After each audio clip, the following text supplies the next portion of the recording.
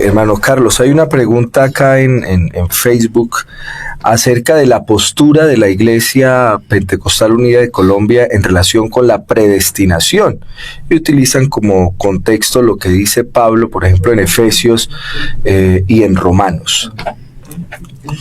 Bueno, no he mirado hasta hoy, después de 50 años de convertido y más de 40 años de ministerio, no he visto una postura de la Iglesia Pentecostal Unida de Colombia al respecto, porque pues es una doctrina que se presta para diversas interpretaciones, y como en teología nadie tiene la última palabra, entonces hace que haya diversidad de pensamientos. Eso es lo que yo puedo decir. Ahora, si usted me pregunta a mí qué piensa usted de la predestinación, ya eso es otra cosa, y se lo voy a plantear buscando no generar confusión, sino simplemente un aporte. Después de que escuche este aporte, usted mira si se ajusta a la realidad o no. Y si ve de que escapa a sus pretensiones teológicas, pues haga de cuenta que perdió el tiempo escuchando.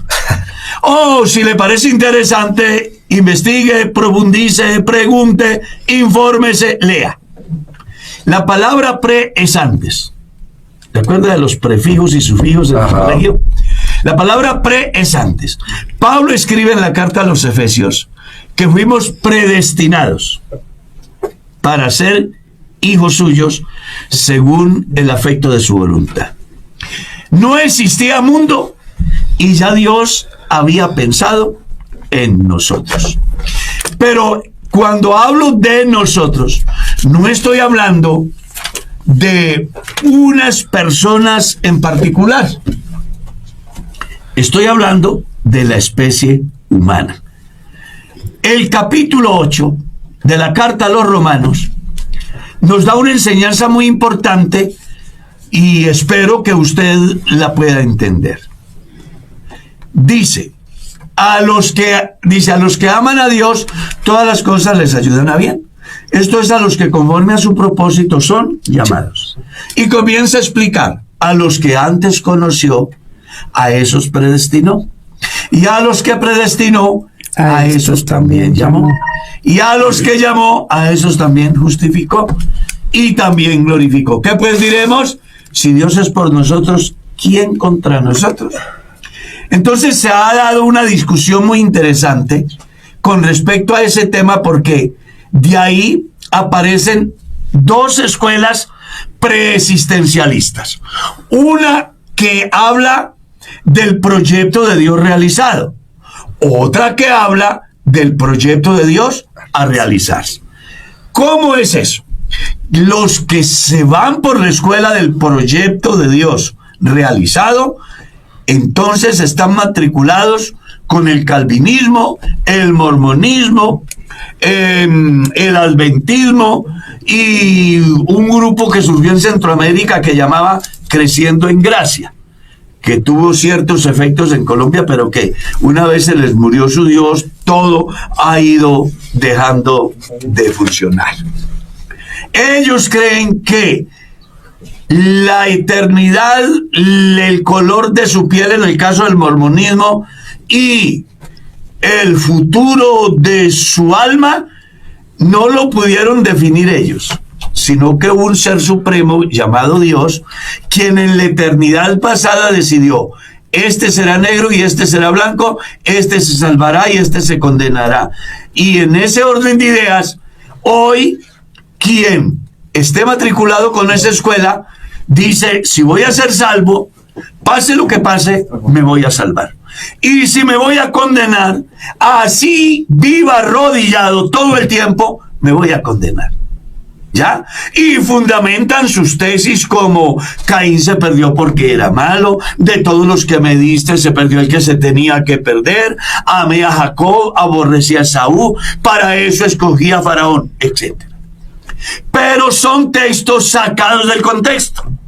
Porque si usted parte del mismo capítulo 4 del libro del Génesis, va a descubrir que Caín se perdió no porque Dios lo tuviera en el programa de que se condenara, sino porque a pesar de que Dios lo llama a la reflexión, le muestra el camino y le hace saber que está dotado de voluntad para decidir en cuanto a cometer el homicidio o abstenerse de hacerlo, él de su propia voluntad toma, me refiero a Caín, la decisión de atentar contra su hermano. En ese orden de ideas, la mayoría de los pasajes de donde ellos parten son sacados del contexto, forman una doctrina y entonces creen que Dios ya tiene definido quiénes se van a salvar y quiénes se van a condenar. A esa escuela le llamaron los de la predestinación directa. Pero hay otra escuela que habla de el preexistencialismo, proyecto de Dios a realizar.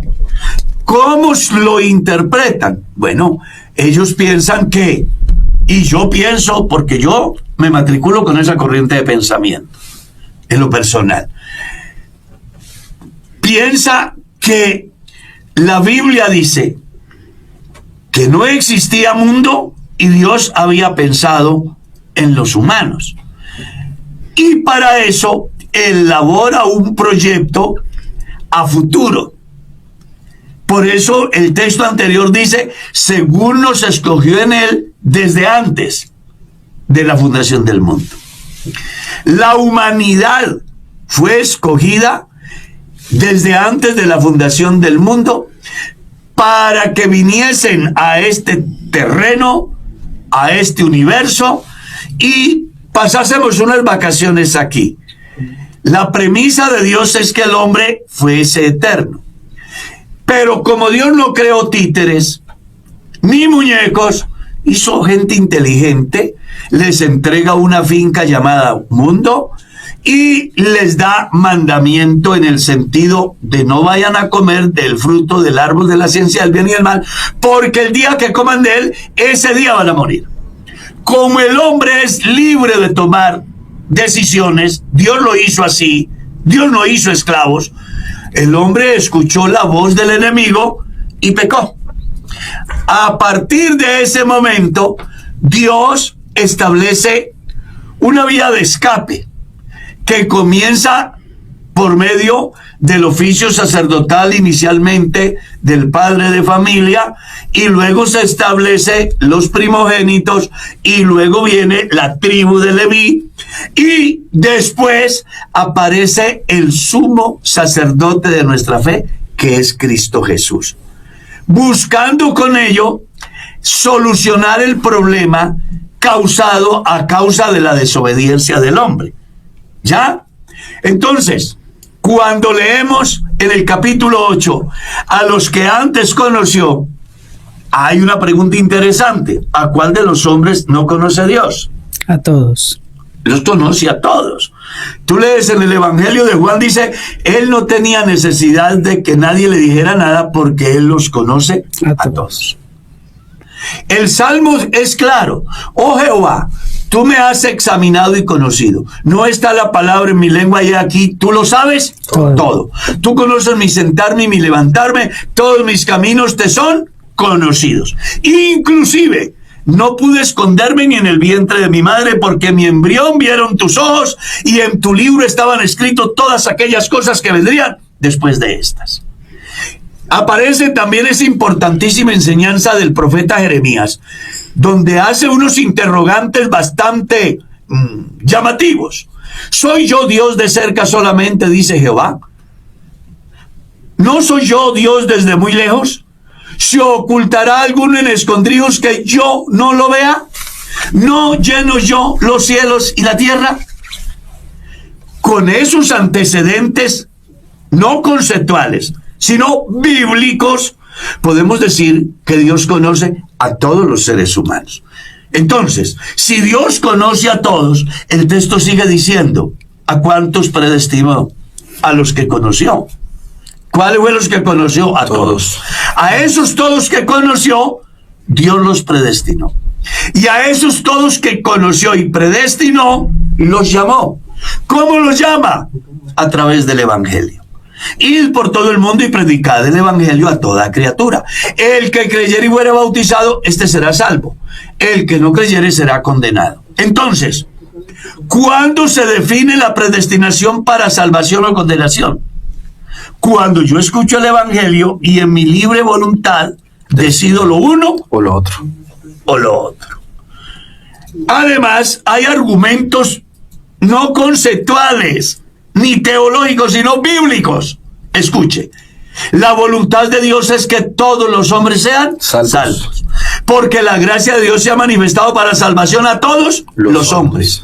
Porque de tal manera amó Dios al mundo, porque Dios no envió a su Hijo al mundo para condenar al mundo, sino que el mundo sea salvo por él. Entonces dice alguien, si Dios sabe todo, conoce todo y predestinó a todos para que sean salvos, ¿por qué se condena a la gente? San Juan capítulo 13 lo dice. Esta es la condenación, que la luz vino al mundo, pero los hombres amaron más las tinieblas que la luz porque sus obras eran malas. Y ten en cuenta que cuando la Biblia dice la luz vino al mundo, etimológicamente lo que quiere decir es Dios vino al mundo. Y Dios frente al mundo, el mundo, hablando de la especie humana, prefirió darle la espalda a Dios y decirle sí a las ofertas pecaminosas que surgen como resultado de la concupiscencia de su carne y de lo que pueden mirar externamente. Entonces, la predestinación es un programa de Dios que se ha de cumplir en la persona dependiendo de la decisión que tome. Escuchen lo que dice Apocalipsis capítulo 3, el verso 20. Yo estoy a la puerta y llamo. ¿Quién está a la puerta? Dios. Si alguno oye la voz de Dios y abre la puerta, ¿qué va a hacer él? Voy a entrar a él, voy a cenar con él y él va a cenar conmigo. Pero ¿qué pasará si él toca la puerta y usted no le oye ni le abre?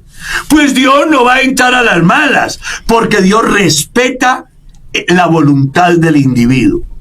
Por eso Salomón en su sabio enseñanza en el capítulo 11 del libro de Eclesiastés decía: alégrate, joven, en tu juventud y tome placer tu corazón y anda en la vista de tus ojos, pero sabe que sobre todas estas cosas te juzgará Dios. El hombre está puesto frente a dos posibilidades: salvación o condenación, cielo o infierno, vida o muerte. Eso fue dicho incluso desde la segunda ley. Aquí pongo delante de vosotros la vida y la muerte, la bendición y la maldición. Escoged el bien, dice Dios, para que viváis. Pero si el hombre, a pesar de la oferta divina, escoge el mal, pues lo más seguro es que se va a perder. No porque Dios lo tenga para perdición, sino porque la decisión del hombre lo lleva a ese fin trágico. Entonces aquí las personas, desde la manera humilde y simple como le planteo, deciden su salvación. Y alguien dirá: entonces yo me salvo si quiero o me condeno si quiero. Pues aunque a usted le parezca raro, sí. ¿Por qué? Porque lo único que se necesitaba para su salvación ya fue hecho. Cristo murió por nuestros pecados. Y no solamente por los nuestros, sino por los de todo el mundo. Eso es lo que dice Juan en su carta. Jesucristo es la propiciación por nuestros pecados, y no solamente por los nuestros, sino por los de todo el mundo. Entonces, ¿por qué se pierden? Bueno, porque Jeremías capítulo 6, verso 16, hablando de una manera exclusiva a Israel, ellos se habían extraviado del camino y Dios les dice: párense en los caminos, pregunten por la senda antigua cuál es el buen camino y andad por él y hallaréis descanso para vuestras almas. ¿Pero qué dijeron ellos? No andaremos. ¿Dios los obligó? No, porque él ha dicho: si alguno quiere venir en pos de mí, tiene que tomar una decisión. Que de cierto modo entonces la predestinación se opone a ese principio que nosotros llamamos libertad o libre albedrío en el individuo, ¿cierto? Porque lo incapacita para que sea él quien tome las decisiones, sino que alguien más ya las ha tomado por él y ha determinado qué ocurra con su vida. Claro, cuando lo mira desde el preexistencialismo, proyecto realizado, sí. Pero si lo mira desde el preexistencialismo, proyecto a realizar, no. Porque en ese preexistencialismo, proyecto a realizar, es donde estamos nosotros. Estamos incluidos todos. Todos, de toda tribu, pueblo, lengua y nación. Así es. Y eso es lo que hace maravillosa la obra de Cristo. Porque no tendría sentido que Jesucristo hubiese venido a salvar un determinado grupo que ya Él había decidido desde la eternidad salvar. Entonces, ¿a qué viene a morir? O sea, cuando se plantea la predestinación directa, va en contravía de la gracia. Va en contravía del sacrificio de Jesús en la cruz. Va en contravía de la doctrina de Dios en su proyecto divino eterno a favor de los humanos. Así es.